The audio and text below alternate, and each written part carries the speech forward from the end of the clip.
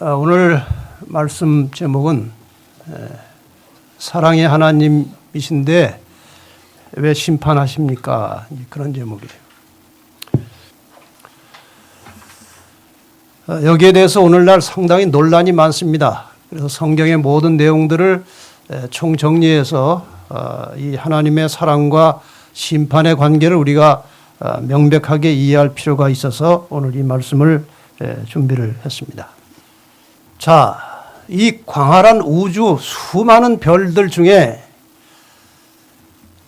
우리와 같은 인격을 가진 인격체들이 사는 별들이 있겠습니까? 없겠습니까? 예? 이 태양계 안에는 지금 관찰한 바로는 지구밖에 없어요. 그러나 태양계를 벗어나서 이 수많은 우주 속에는 우리 사람과 똑같지는 않을지 모르지만 생각하고 판단하고 하나님과 관련을 맺고 하나님과 사랑을 나누며 살아가는 존재들, 우주의 거민들이 성경에 보면은 있는 것으로 나와 있어요. 이 다른 별세계에 과연 인격을 가진 사람들이 살고 있을까? 이 문제는 많은 기독교인들이 잘 모르고 있습니다. 제가 어디서 설교할 때에 이 문제를 다뤘더니 이단이라고 그래요. 몰라서 하는 말씀이에요. 제가 이제 근거를 몇 가지 성경절을 가지고 말씀을 드리겠습니다. 이 우주 거민들에 대한 성경상의 암시 기록들이 몇 곳에 나와 있습니다. 욥기 1장 6절에 보면은 하루는 하나님의 아들들이 와서 여호와 앞에 섰고 누구도 사탄도 그들 가운데 하나님의 아들들 가운데 왔는지라 그랬어요. 여기 기록된 하나님의 아들들이 누구냐 하는 것입니다. 많은 성경 해석학자들은 이것이 천사라고 말하는 경우도 있습니다. 천사. 그러나 성경은 이렇게 말합니다. 히브리 1장 5절 6절에 하나님께서 어느 때에 천사 중 누구에게 내가 내 아들이라 오늘날 내가 너를 낳았다 하셨으며 또 다시 나는 그에게 아버지가 되고 그는 내게 아들이 되리라 하셨느뇨? 했다는 말이 안 했다는 말이에요. 천사에게는 하나님께서 아들이라는 말을 한 적이 없다는 것입니다. 그럼 지금 욥기 1장 6절에 나오는 하나님 앞에 선 저 하나님의 아들들이 과연 누구냐 하는 거예요. 여기에 대한 해답을 우리가 어느 정도 추측할 수 있는 성경절이 하나 있는데 히브리 12장 23절입니다. 하늘에 기록한 장자들의 총회와 이 장자들의 총회라는 말이 나오는 것입니다. 이 말과 욥기 1장 6절에 나오는 말씀을 조합하면 이 인격체들이 사는 모든 별에 아담처럼 최초로 창조함 받은 장자들이 있는 것입니다. 각 별을 대표하는 그 세계를 대표하는 자들이 하나님 앞에 모였다는 것입니다. 근데 지구는 지금 인간이 타락한 이유이기 때문에 누구한테 소유권이 일단 넘어갔어요. 사기를 당했지만 사탄에게 넘어간 것입니다. 그래서 지구 대표로 누가 간 거예요? 사탄이 간 것으로 보는 것입니다. 이거 장자들의 총회 그런 장면을 보여주는 것입니다. 또 다른 곳에 욥기 38장 4절로 7절에 여기는 하나님의 창조의 기록이 나옵니다. 내가 땅에 기초를 놓을 때 내가 어디 있었느냐? 내가 깨달아 알거든 말할지어다. 누가 그 도량을 정하였었는지 누가 그 준승, 여기 준승이라는 말은 측량줄을 말합니다. 그 위에 띄웠었는지 내가 아느냐? 그 주천은 무엇 위에 세웠으며 그 모퉁이 돌은 누가 놓았느냐?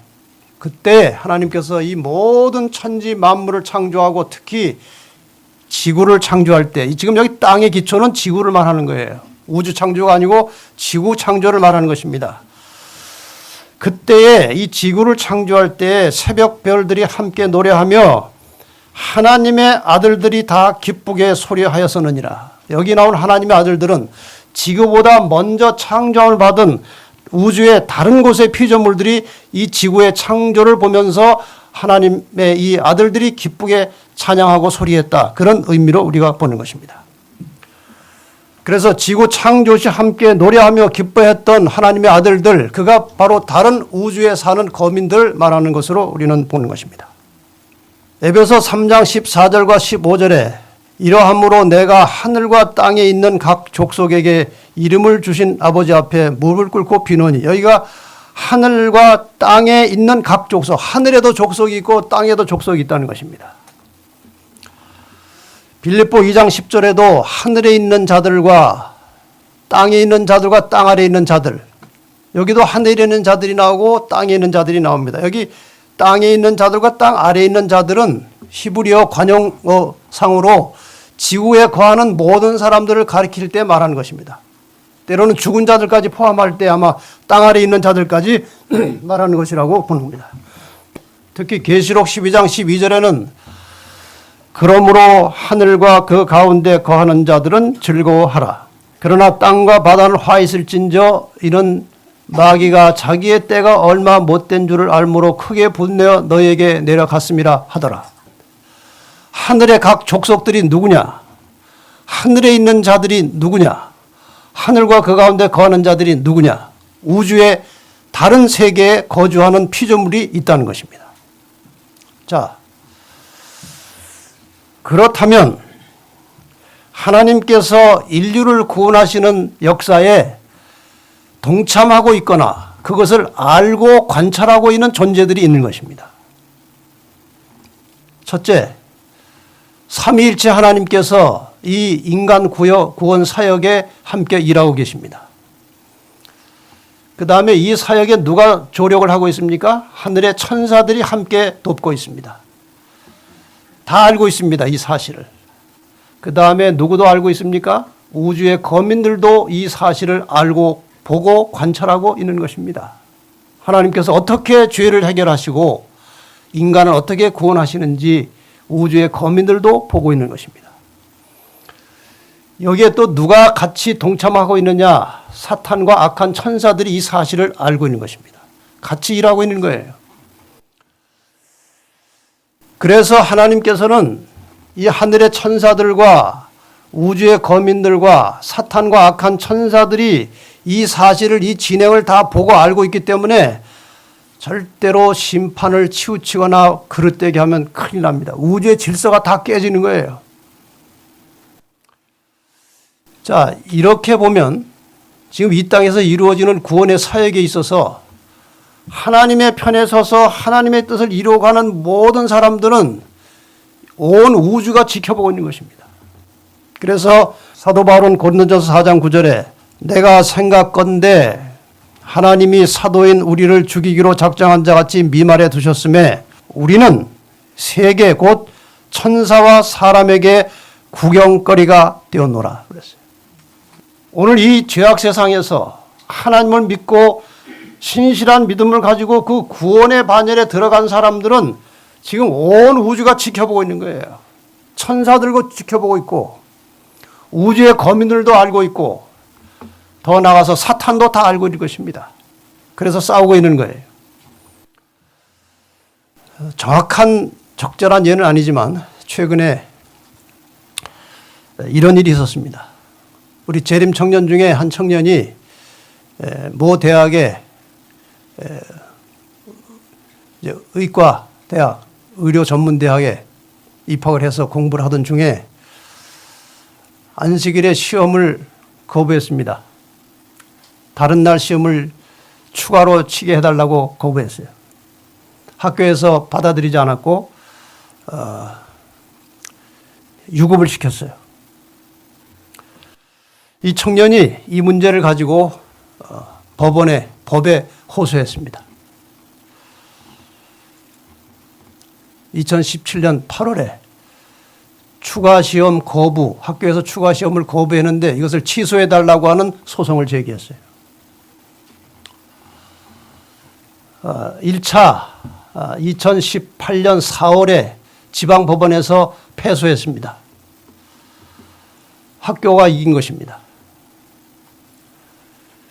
그 다음에 다시 고등법원에 항소했습니다. 고등법원에서는 이 청년이 이겼어요. 학교가 잘못했다는 것입니다. 취소하라는 거예요. 시험 거부한 거 취소하고 시험을 치게 해주라는 거예요. 학교가 졌으니까 학교는 다시 대법원에다 고소했어요. 항소했어요. 대법원에다가.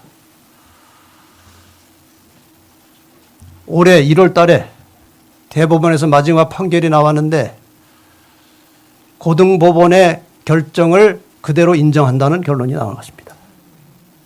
이 과정에서 많은 사람들이 구경했습니다. 저것이 어떻게 될 것인가? 저 재림 청년이 어떻게 될 것인가? 이렇게 구경을 했지 않습니까? 이런 원리로 지금 다른 온 세계가 천사들이 우리를 구경하고 있는 것입니다. 그러므로 하나님께서 죄인을 구원하실 때 매우 공정하게 하셔야 되는 거예요. 이 청년이에요, 가운데. 그 아버지는 삼육학교 교장 선생님이시고 그 아들인데 이렇게 빛나는 역사를 이루었습니다.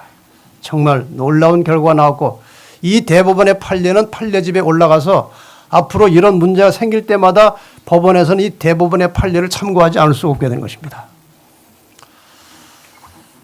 자, 그러므로 온 세상이, 온 우주가, 모든 천사들이 하나님께서 인간을 구원하시는 이 장면을 보고 있으므로 그 말이에요. 하나님께서 죄인을 구원하시는 모든 과정에서 하나님의 사랑과 공의는 완벽한 균형을 이루어야 하는 것입니다. 너무 쉽게 구원해도 안 되고 또 너무 율법만 가지고 따져도 안 되고 아주 매우 균형진 재판이 필요한 거예요. 왜냐하면 하늘의 천사들과 우주의 거민들과 사탄과 악한 천사들에게 하나님 좀 이상하시다 그런 의혹을 주면 안 되기 때문에 그래서 아주 공정하고 공평한 재판이 이루어져야 하는 것입니다. 이해가 되십니까? 그래서 하나님께서 아주 공정하게 사랑과 공의를 아주 절묘하게 균형 잡힌 상태에서 인간을 구원하시는 역사를 지금 이루어가고 계시는 거예요.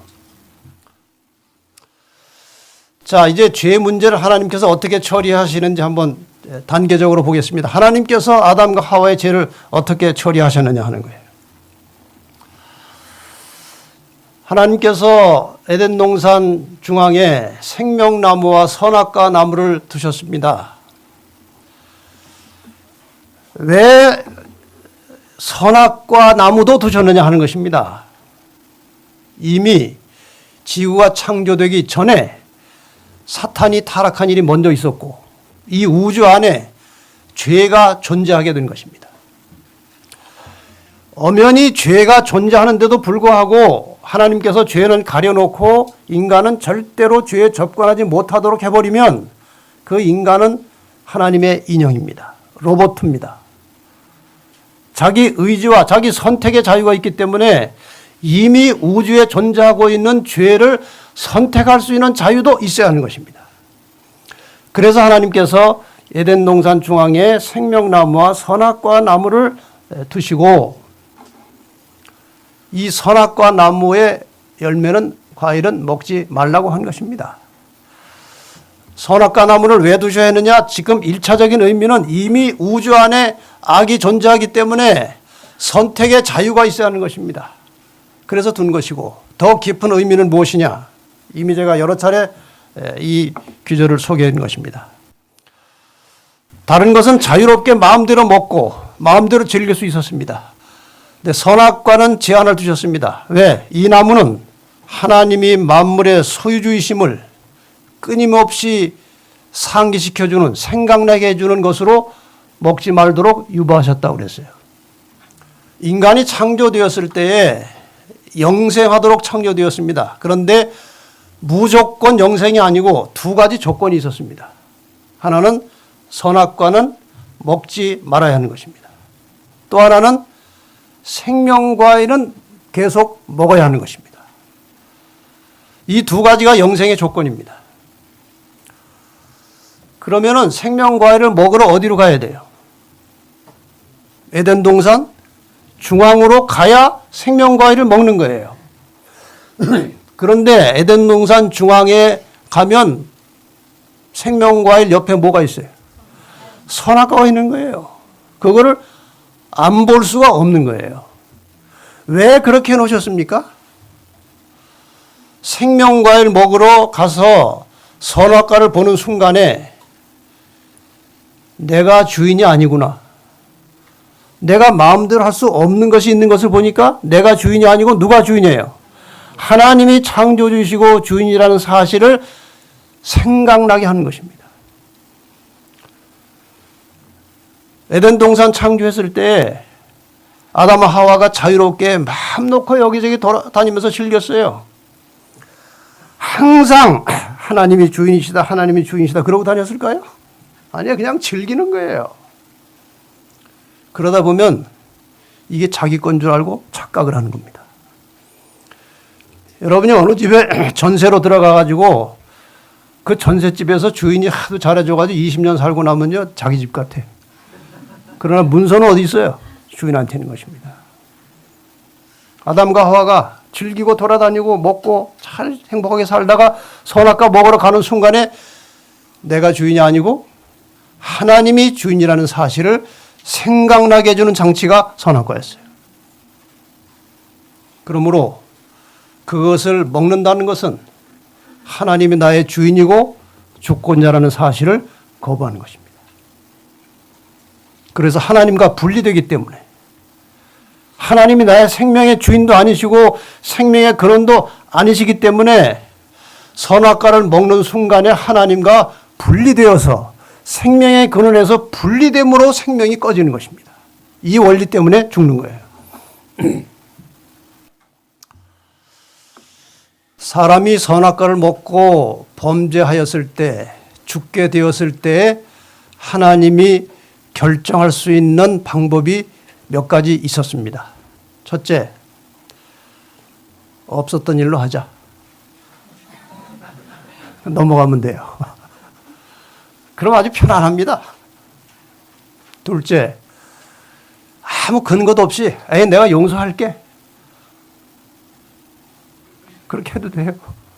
근데 이렇게 하면 누가 다 보고 있어요, 지금? 우주의 거민들이, 천사들이, 사탄이 보고 있어요. 안 되는 것입니다. 정령 죽으리라고 말했던 거 내가 취소한다. 이러면 또 방법이 돼요. 살 수 있어요. 이거 없애고 다시 만들자. 뭐 흙으로 만든 건데 뭐 없애고 다시 흙으로 만들면 되는 거예요. 또 하나의 방법은 지구와 인류를 포기하는 것입니다. 죄악에 살다가 그냥 알아서 하라고. 이 어마어마하게 광대한 우주에 그 조그만 지구에 사는 인간들 포기하면 되지만 하나님은 죄와 함께 존재할 수 없는 분이기 때문에 조금 더 흠이 있으면 안 됩니다, 우주에. 그래서 할 수 없이 하나님께서 이런 방법을 택하지 않으시고 어떻게 결정하셨습니까? 내가 대신 죽겠다. 내가 대신 죽겠다. 그래야 다른 피조물들이 할 말이 없는 거예요.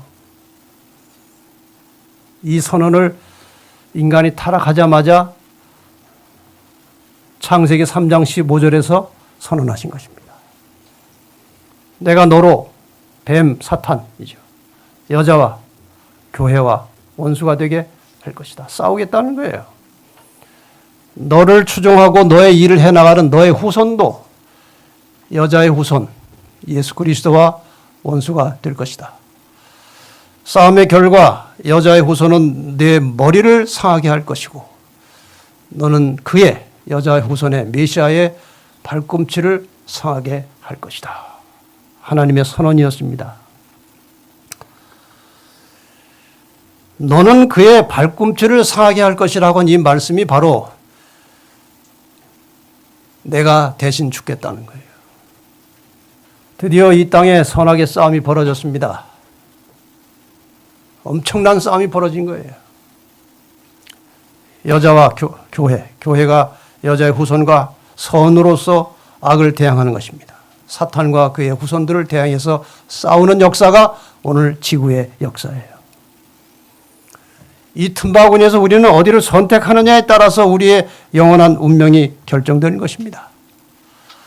우리가 아직 죄인 되었을 때에 그리스도께서 우리를 위하여 죽으심으로 하나님께서 우리에 대한 자기의 사랑을 확증하셨느니라.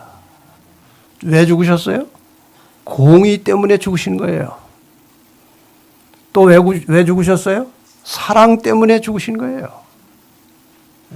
이 두 가지가 십자가에서 아주 완벽한 균형을 이룬 것입니다. 하나님의 사랑과 공의가 여기에서 완전하게 이루어진 것입니다. 그래서 하나님이 세상을 이처럼 사랑하사 독생자를 주셨으니 저기에도 사랑과 공의가 들어있습니다. 사랑하셨기 때문에 독생자를 주셨다. 저것이 공의입니다. 이는 저를 믿는 자마다 멸망치 않고 영생을 얻게 하려 하심이니라. 그런데 이러한 하나님의 은혜를 거절하고 믿지 않은 사람들이 많이 있습니다. 요한복음 3장 18절에 저를 믿는 자는 심판을 받지 아니하는 것이요 믿지 아니하는 자는 하나님의 독생자 이름을 믿지 아니함으로 벌써 심판을 받은 것이니라. 불신의 열매는 심판입니다. 왜 그렇습니까? 예수를 믿지 않으면 죄가 해결되지 않기 때문에 심판을 받는 것입니다. 하나님께서는 사람을 심판하시는 것이 아니라 죄를 심판하시는 거예요. 그리스도를 통해서 죄를 해결하지 않으면 심판을 벗어날 수가 없는 거예요. 심판을 받은 것입니다. 그런데 예수를 믿는 자들 중에도 심판의 대상이 있다는 것입니다. 믿었는데도. 뭐 때문에 그래요? 마태복음 13장 30절에 둘 다 추수 때까지 함께 자라게 두어라. 추수 때 내가 추수꾼들에게 말하기를 가라지는 먼저 거두어 불사르게 단으로 묶고 곡식은 모아 내 곡간에 넣으라 하리라. 같은 밭에 씨를 뿌리는데 가라지가 있는 것입니다. 이건 예수를 믿는 사람 중에 가라지가 있다는 것이에요. 말로는 믿는다고 하는데 교회는 다니는데 하늘 곳간에 드릴 수 없는 가라지가 믿는 자들 중에 있는 것입니다. 자, 그러면은 심판이란 도대체 뭐고 왜 심판이 필요한지 제가 단순하게 설명을 드리겠습니다.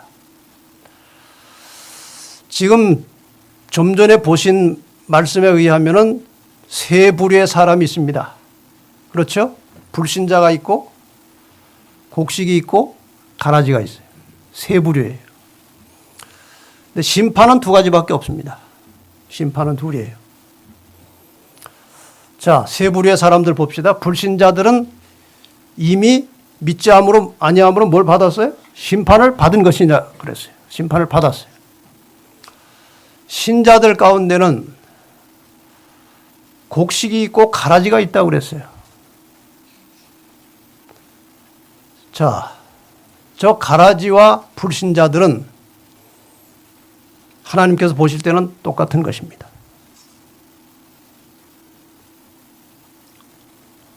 마태복음 12장 30절에 보면 나와 함께 하지 아니하는 자는 나를 반대하는 자요 나와 함께 모으지 아니하는 자는 나를 해치는 자니라. 성경에는 중간지대가 없습니다. 나와 함께 하지 않으면 나를 뭐 욕하고 핍박하진 않을지라도 나와 함께 하지 않으면 나를 반대하는 것이라고 그랬어요. 나를 해치는 것이라고 그랬어요. 가라지는 주로 그런 사람들이에요. 교회 다니면서 하나님 욕하고 부인하지 않아요. 그런데 그리스도와 하나가 되지 않은 것입니다. 함께 하지 않은 사람들이에요.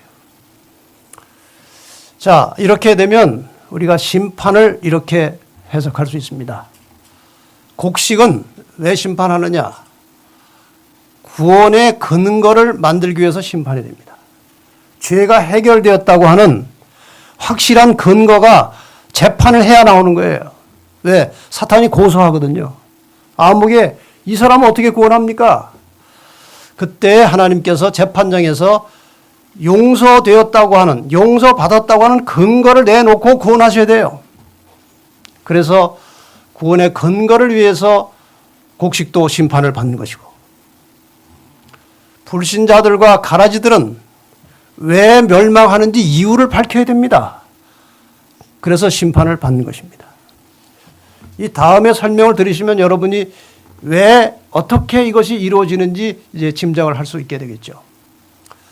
성경에는 두 가지 심판이 명백하게 나옵니다. 이제 그 심판을 우리가 이해하기 전에 이 두 가지 사건을 좀 미리 알아야 되기 때문에 지금 도표로 설명을 드리는 것입니다. 예수님의 재림이 있고 구원받을 자들을 데리러 오는 것이죠. 그 다음에 재창조, 새하늘과 새 땅이 만들어지는 장면이 계시록 20장과 21장에 걸쳐서 나옵니다. 악인들이 어떻게 망하고 어떻게 이 지구가 새롭게 되는지 그 상세한 과정이 계시록 20장과 21장에 나와요. 근데 계시록 20장에 보면은 이 재림과 재창조 사이에 1000년이라고 하는 기간이 나옵니다. 이 두 가지 중대한 사건을 전후로 해서 심판이 이루어진다는 것이죠. 예수께서 재림하시기 전에 있을 심판을 우리는 재림전 심판이라고 하고, 또 다른 용어로 쓰는 이제 낱말이 조사 심판이라는 것입니다. 일단 우리가 최근에 공식적으로 사용하는 말은 재림전 심판입니다. 조사 심판은 옛날 용어입니다. 재림전 심판에서 하는 일이 무엇이냐? 알곡과 가라지를 구분하는 것입니다. 여기에 대한 비유가 성경에 많이 나옵니다. 예수님 재림하실 때 미련한 처녀, 슬기스러운 처녀, 충성된 종, 불충성한 종, 양과 염소, 이것이 다 재림 때에 분류하는 거예요. 그 직전에 이미 분류가 된 것이겠죠. 근데 사탄이 여기에 동참하는 것입니다. 사탄이 고소하는 거예요. 이 사람 알곡이라고요? 아닙니다. 내가 알기로는 이런 죄 저런 죄 다 가지고 있는데 알곡 아닙니다. 사탄이 고소하는 거예요. 그 사탄의 고소에 대하여 하나님께서 변호하고 판결을 내리십니다. 알곡이라고, 내가 보장한다고. 근거는 다 있는 것입니다. 그것은 그리스도와 하나가 되어 있느냐 하는 거예요. 그게 근거입니다. 그래서 결과적으로 구원받을 자들이 여기서 확정되는 것입니다. 그 다음에 이 땅에 남아있던 악인들은 다 죽습니다. 먼저 죽었던 악인들은 땅 속에 있고, 재림할 때 살아있던 악인들은 다 죽습니다. 재림의 영광으로 다 죽습니다. 그리고 구원받은 성도들이 하늘에 올라가서 하나님의 집에 가서 1000년을 거하게 될 것이 계시록 20장에 나오죠. 그런데 이 1000년기 동안에 심판이 있을 것을 여러 차례 언급하고 있습니다. 1000년기 동안에 무슨 심판입니까? 구원받은 성도들과 하나님께서 악인들과 악한 천사들의 행위를 살펴서 심판하는 것입니다. 결론은 하나님께서 이미 다 내려놓으셨어요. 저를 믿지 아니함으로 벌써 뭘 받은 거예요? 심판을 받은 거예요. 죄를 해결하지 않았기 때문에 벌써 심판을 받은 것입니다. 그런데 왜 또 심판합니까? 왜 또 심판해요? 하나님께서 구원받은 사람들에게 이 악인이 왜 죽었는지 하나님께서 설명을 하셔야 돼요. 사람들은 잘 모르니까요. 이런 일이 있어서는 절대로 안 되겠지만, 여러분이 다 가셨는데 죄가 안 보이면, 야, 이거 심판이 잘못된 거 아닌가 이거? 사람이 하도 많다 보니까 하나 놓치셨네. 이럴 수 있어요. 1000년의 심판은 이미 끝난 것입니다. 이미 멸망이 확정된 자들입니다. 심판하는 이유는 피조물들이, 구원받은 사람들이 하나님께서 정말 사랑이시고 공의이시다는 사실을 다시 한번 깨닫게 하는 과정 속에서 심판이 필요한 거예요. 이것이 둘째 심판입니다. 이것이. 그래서 이 심판을 통해서는 구원받을 자는 오지 않습니다. 이미 다 멸망이 확정된 자들이 왜 멸망받게 되었는지를 하나님께서 설명하시는 심판이에요. 천년이 차면 하늘의 모든 구원받은 성도들과 하늘의 가족들이 이 땅으로 내려옵니다. 죽었던 악인들이 다 부활해서 일어납니다. 천년 동안 이 황폐한 땅에 묻혀있던, 또한 그 시체들이 지구 표면에 깔려있던 그 악인들이 일제히 살아납니다. 그러나 그들이 예루살렘 성과 성도들의 진을 공격하려고 할 때 하늘에서 불이 내려와서 저희들을 소멸한다고 했고, 그것이 둘째 사망입니다. 두 번째 죽는 거 아닙니까? 재림 전에 한 번 다 죽은 경험이 있었죠. 살아났다가 다시 죽기 때문에 계시록 20장에 이것을 둘째 사망이라고 하는 것이죠. 악인들이 다 죽었기 때문에 지구는 다시 원래 상태로 회복됩니다. 하나님께서 새하늘과 새 땅을 창조하십니다. 영원한 세상, 새하늘과 새 땅이 여기에서 시작되는 것입니다. 인간의 구원과 하나님의 구속의 역사가 이렇게 이루어지는 것입니다. 심판이 필요합니까? 필요합니다. 심판은 반드시 있어야 합니다. 왜? 하나님께서 일방적으로 하셔도 아무 하자는 없어요. 실수하실 리가 있습니까? 하나님께서 죄인과 악인을 구분하는데 하나님이 실패하실 리 없어요. 그러나 온 우주의 거민들이 지켜보고 사탄이 고소하고 있고 구원받은 피조물들이 같이 있기 때문에 심판이 필요한 것이고, 왜 하나님께서 이렇게 하셨는지 다 공개되어야 하는 거예요. 그래서 심판이 있어야 되는데 요즘에 심판이 없다고 하는 사람들이 자꾸 일어나고 있는 것입니다. 성경을 잘 모르는 것입니다. 사탄이 고소하고 하나님이 변호하시는 심판의 샘플이 다행스럽게도 스가랴에 나옵니다.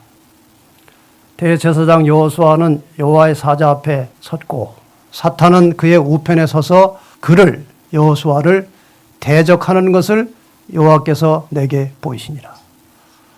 스가랴가 이 계시를 본 것입니다. 알기 쉬운 성경에 보면 정확하게 표현하고 있습니다. 여호수아의 오른쪽에 서서 사탄이 그를 뭐하고 있었어요? 고소하는 것입니다. 고소를 받으면 재판을 해야 돼요. 판결을 해야 되는 것입니다. 옳고 그른 것을. 사탄이 고소를 하기 때문에 그 고소가 잘못되었다는 사실을 드러내고 이들은 죄를 회개했고 구원받았다는 것을 보여줘야 하기 때문에 심판을 해야 된다는 것입니다. 구약에 나타난 심판 개념을 잠깐 살펴보고 이제 결론을 짓겠습니다. 구약에 여러분 사사기라는 성경이 나옵니다. 사사기라는 말은 영어로 judge. 심판하는 거, 심판, 재판이에요. 여러분이 구약의 사사기를 보면 사사의 역할은 정죄하는 것이 아니고 죄 지은 백성들을 벌 주는 것이 아니고 사사기, 이 심판관의 역할은 원수들의 압제에서 백성들을 건져내고 문제를 해결해 주는 것이 사사예요. 그것이 저지의 심판이에요. 이것이 심판 개념입니다. 구약에. 다윗의 기도를 한번 보십시다. 여호와 나의 하나님이여 주의 공의대로 나를 판단하사. 이 심판해달라는 거예요. 저희로 나를 인하여 기뻐하지 못하게 하소서. 악한 자들이, 사탄이 다윗을 고소하는 거예요. 저 죄인이라고. 근데 자기는 죄 용서받았다는 거예요. 하나님, 공의대로 나를 어떻게 해달라고요? 심판해달라는 거예요. 여러분, 이런 기도 드릴 수 있어요? 하나님, 나 심판 좀 해주세요. 이런 기도를 드릴 수 있어야 된다는 것입니다. 내가 그리스도의 의로, 하나님의 은혜로 죄가 깨끗하게 되었는데 저 사람이 자꾸 나를 고소합니다. 나 판단하셔서 결론 내주세요. 이거예요. 심판의 구원의 관계에 대해서, 심판과 구원의 관계에 대해서 시편 기자는 다시 이렇게 말합니다. 주께서 하늘에서 판결을 선포하심에 땅이 두려워 잠잠하였나니 곧 하나님의 땅의 모든 온유한 자를 뭐 하시려고? 구원하시려고 판단하러, 재판하러 일어나신 때로다 그랬어요. 여기에 하나님의 심판은 사람을 구원하기 위한 재판이에요. 홍수 심판에도 하나님의 은혜가 있음을 우리는 알아야 합니다. 하나님께서 이 정말 사악하고 돌이킬 수 없는 죄악에 빠진 이 홍수, 노아 시대 인간들에게 홍수 멸망을 선포하셨습니다. 그러나 그들의 날은 120년이 되리라. 여러분, 결과를 보면요, 120년 하나님께는 필요치 않아요. 왜? 120년 시작할 때나 끝난 다음이나 결과는 똑같은 것입니다. 하나님은 아십니다. 그래서 바로 쓸어버려도 하나님께는 하자가 없어요. 근데 왜 120년을 주셨습니까? 하나님의 공의를 보여주는 것입니다. 내가 내 마음대로 한 게 아니다. 결과를 보라는 거예요. 내가 120년의 기한을 주었으나 아무도 돌아오지 않았어요. 만약에 120년 기간 없이 하나님 판단에 정확하니까 바로 홍수를 내려서 멸망시켜도 하나님께는 하자가 없으나 사람과 우주의 거민들은 의심하는 것입니다. 하나님이 너무 감정 처리하신 거 아닌가? 왜 저렇게 갑자기 죽었을까? 소돔 고모라도 마찬가지예요. 왜 저러실까? 풀어지지 않은 의혹이 남는 거예요. 그래서 나중에 후세들이 하나님의 심판에 대해서 의혹이 없도록 하기 위해서 또 120년이라는 헛시간을 보내신 거예요. 이게 하나님의 은혜의 공의예요. 다니엘서의 심판 개념은 아주 명확합니다. 두 가지 심판이 나옵니다. 첫째는 구원을 위한 심판이 있습니다. 옛적부터 항상 계신 자가 와서 지극히 높은 자의 성도를 위해서 신원하셨고, 신원하셨다는 말은 심판했다는 말이야. 때가 이름에 성도가 나라를 얻었더라. 여기 현대인 번역에 보면은 정말 은혜스럽게 나와 있어요. 영원히 살아계시며 가장 높으신 하나님이 오셔서 자기 백성이 유리한 쪽으로 심판을 선언하셨으며 때가 되자 성도들이 나라를 얻었다. 심판하신 것입니다. 근데 누가 유리하게? 자기 백성이 유리하게. 근거 없이요? 근거가 있습니다. 유리하게 할 수 있는 근거는 하나님이 다 만드셨어요. 그리고 우리를 구원하시는 선언을 하신 것입니다. 또 다른 심판은 멸망을 위한 심판이에요. 하나님을 대적하고 그 백성들을 핍박하는 적그리스도에 대한 심판입니다. 그러나 심판이 시작된 즉 그는 권세를 빼앗기고 끝까지 멸망할 것이요. 악인들을 멸망하는 심판이 여기 또 나오는 것입니다. 그래서 구약에 두 가지 심판 개념이 나옵니다. 성도들을 의롭다고 선언하는 구원 심판, 악인들을 악하다고 선언하는 멸망 심판, 두 가지 심판이 있는 것입니다. 이것이 심판 개념이에요. 왜 멸망의 심판을 받을 수밖에 없습니까? 하나님께서는 죄인이 죄를 해결하고 용서받을 수 있는 길을 값없이 제공해 주셨습니다. 누구나 구원받을 수 있도록. 그래서 누구든지 원하면 죄를 해결하고 구원을 받을 수 있습니다. 그럼에도 불구하고 하나님께서 내려주시는 그 은혜를 무시하고 죄를 해결하지 않은 사람들이 있습니다. 그런데 하나님은 죄와 공존할 수 없으시고 죄를 만나면 충돌하십니다. 본성적으로 죄를 만날 수 없어요. 그래서 죄를 해결하지 않고 죄를 품고 사는 사람들은 죄를 소멸하시는 하나님의 본성 때문에 멸망을 자초하는 것입니다. 죄를 없애시는 거예요. 그런데 죄를 품고 있기 때문에 죄와 같이 죽는 것입니다. 그러니까 죄인의 멸망은 하나님의 의지로 이루어지는 것이 아니고 죄와 함께 살 수 없는 하나님의 본성 때문에 불가피하게 나타나는 자연스러운 결과입니다. 하나님의 마음은 이것입니다. 나의 삶을 두고 맹세하노니 나는 악인의 죽는 것을 기뻐하지 아니하고 악인이 그 길에서 돌이켜 떠나서 사는 것을 기뻐하노라. 멸망받는 거 하나님 원치 않으세요. 이스라엘 족속아 돌이키고 돌이키라. 너의 악한 길에서 떠나라. 어찌 죽고자 하느냐. 이것이 하나님의 안타까운 심령입니다. 그런 마음이에요. 이것이 하나님의 마음이에요. 그런데 악인이 그 길에서 돌이켜 떠나서 사는 것이 무엇입니까? 악에서 돌이켜서 떠나서 사는 것이 하나님께서 그것을 기뻐하시는데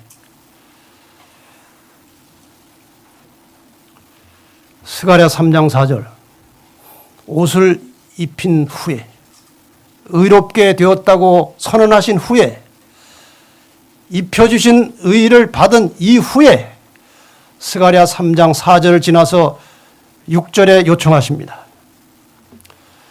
여호와의 사자가 여호수아에게 증거할 가로되 만군의 여호와의 말씀에 네가 만일 내 도를 준행하며 내 율례를 지키면 선을 행하면 내가 내 집을 다스릴 것이요 내 뜰을 지킬 것이며 내가 또 너로 여기 섰는 자들 중에 왕래케 하리라. 이것은 의롭게 하신 다음에 구원하신 다음에 하신 말씀 아닙니까? 그러므로 구원받은 성도들은 아주 즐거운 마음으로 기꺼이 하나님의 말씀에 순종하며 사는 것인데 그 하나님의 말씀은 하나님을 유익하게 하는 것이 아니고 우리 인간을 유익하게 행복하게 하는 말씀들이에요. 그래서 순종하라는 거예요. 너희가 구원받고 정말 평안하게 행복하게 살기를 내가 원하는데 이렇게 하면 너희가 구원받은 그리스도인으로서 늘 행복하고 평안하고 기쁘게 살 수 있으니까 이렇게 살아달라. 그것이 율법이에요. 그것을 순종하라는 것입니다. 우리를 위해서 주시는 마지막 부탁이에요. 우리가 우리 자신을 그리스도께 바칠 때 우리의 마음은 그리스도의 마음과 연합되고 우리의 뜻은 그분의 뜻에 합병되고 우리의 정신은 그분의 정신과 하나가 되고 우리의 생각은 그분에게 사로잡히게 되어 마침내 우리는 그분의 생애를 살게 된다. 이것이 바로 그분의 의의 옷을 입는다는 것이다. 주님께서 은혜로 주신 의의 옷을 절대로 벗지 마시고 날마다 빨아 입으시면서 그 안에서 말씀에 순종하는 성도의 삶을 사시기를 간절히 바랍니다.